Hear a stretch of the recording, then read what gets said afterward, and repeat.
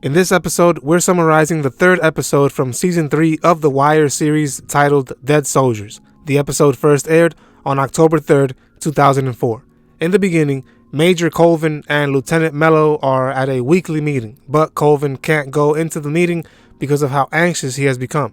Major Taylor is also nervous and feeling sick. In the meeting, Deputy Commissioner Rawls criticizes Taylor, and Acting Commissioner Burrell demotes Taylor and appoints his Deputy Major Cresswich to the position.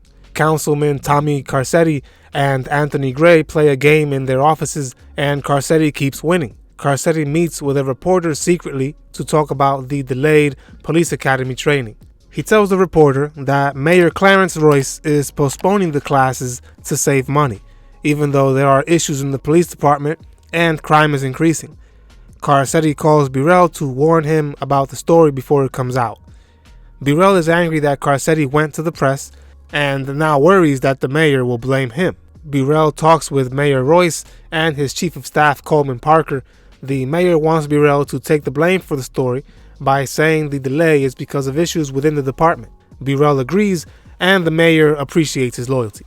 Burrell then follows up by meeting with Mayor Royce, Parker, State Delegate Watkins, and State's Attorney Demper to talk about the crime stats. While Burrell reduced felonies as promised, murders are still going up. Burrell blames the state attorney's cases. They argue, and the mayor suggests they act united because of their positions. Parker jokes that they might need real jobs if they can't get along. After Burrell and Demper leave, Watkins advises the mayor to fire Burrell. The mayor plans to keep supporting both Burrell and Perkins, who is not performing well, because he values their loyalty rather than their work. Carcetti goes to a fundraiser in the 1st District with his family, where Burrell is trying to mend the ties with local politicians. When Carcetti's family leaves, he is caught cheating on his wife with a woman he met at the event. As we catch up with the Barksdale organization, Omar's gang checks out a Barksdale drug spot. They see more security, but decide it's better to attack in the morning. Kimmy asks Omar why he is so set on going after the Barksdales, but he won't say why. The next day, they attack the well-guarded stash house. Tasha pretends to look for her lost child and disarms Gerard, the guard at the front door. Inside, they subdue the 2 guards downstairs, including a longtime Barksdale bodyguard named Perry. They ask Gerard to show them the stash hidden behind a plasterboard. Tank, another Barksdale enforcer, spots them from the back door and signals Slim Charles upstairs. As Omar's crew tries to leave, they get stuck behind a parked car. In the chaos, Dante accidentally shoots Tasha. Kimmy shoots Tank, and they escape in a car with Kimmy. Stringer Bell meets Proposition Joe in the rain. Joe informs Stringer about the major case unit's mistake of revealing their wiretap operation by involving Cheese and the dog shooting he was a part of. Joe advises Stringer to keep things low-key to avoid police scrutiny. Afterwards, Slim Charles and his crew meet with Stringer to explain what went wrong. Stringer is unhappy with their performance and the state of his business. While they talk, Darnett calls Shamrock to reach Stringer, but he doesn't want to talk to her. Stringer tells his enforcers to be ready for Tasha's funeral in case Omar comes. Remember, I am summarizing this entire series, as well as other popular works of literature, movies, and TV shows as well. Subscribe and click the bell so you don't miss the next episode or series. If you would like to see the playlists of our summaries, click on the link in the description for the correct one. Follow us on Instagram and Twitter for additional content. Click like on the video if you found it valuable, because that helps YouTube recommend it to viewers like you. Consider supporting us on Patreon if you can.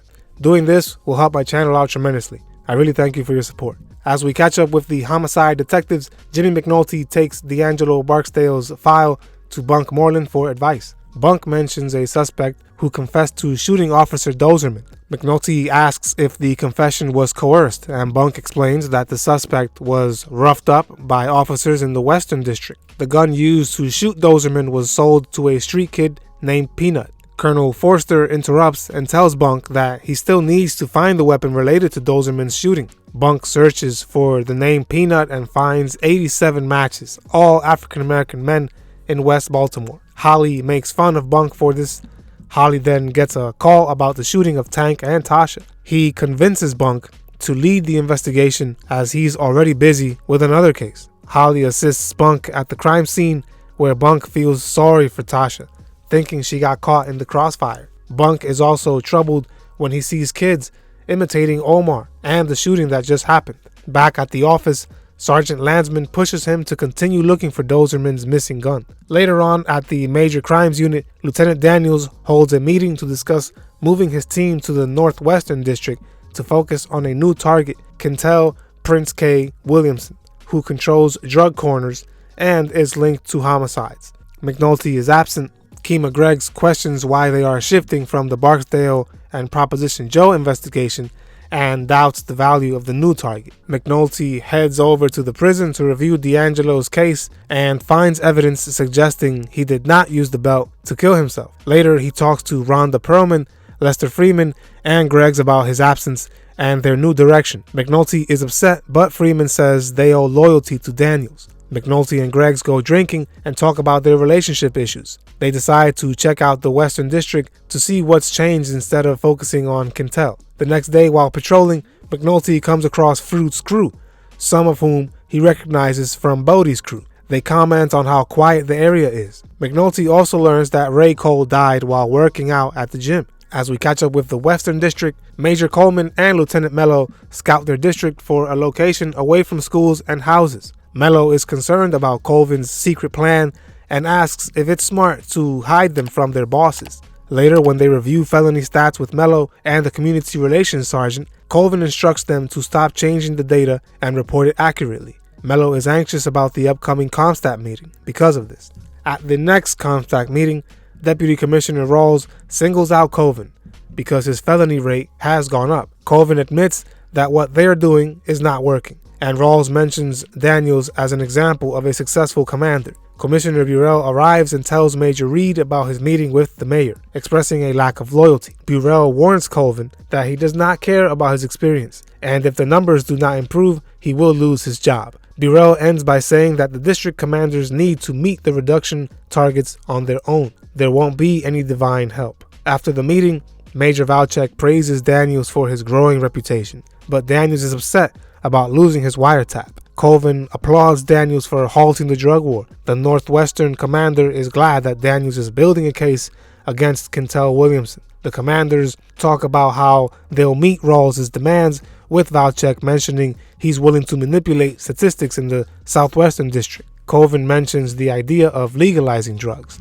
and the other commanders laugh, not realizing he is serious about doing so. Later on, we catch up with Marlowe's crew. Marlowe Stanfield meets with Fruit to discuss why his money is decreasing. Fruit blames the Barksdale crews for taking over his territory. Marlowe instructs Fruit to get rid of them and provides him with enforcers to do so. The next day, Fruit and his team, along with some tough guys, attack Puddin and Bodie's crew, causing harm. Bodie reports the attack back to Stringer, bringing injured members to emphasize the problem they are all facing. That was episode number 28, titled Dead Soldiers. To watch the next or previous episode summary, click on the link in the description or at the end of this video. In the description, you will also find additional links for supporting our channel. I'll see you on the next episode. Goodbye. We upload new videos every week, so subscribe to our channel. Don't forget to hit the like button as well. Click the notification bell to be notified of when we upload these videos. See you on the next episode of Culture Screen.